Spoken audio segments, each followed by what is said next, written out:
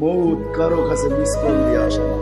দুনিয়ার কোনো ব্যক্তিত্ব নাই, একজন ব্যক্তিত্ব ছিলেন, মৃত্যু যার কাছে পয়লা আসতে হয়েছে। আল্লাহ নিজে বলছেন মালাকুল মৌতকে, বন্ধুর কাছে যাবে, অনুমতি দিলে ঢুকবে, নাইলে ঢুকবে না। অনুমতি নিয়ে বুকে হাত রাখবে, নাইলে রাখবে না। আমার বন্ধুর অনুমতি ছাড়া হাত রাখবে না বুকে।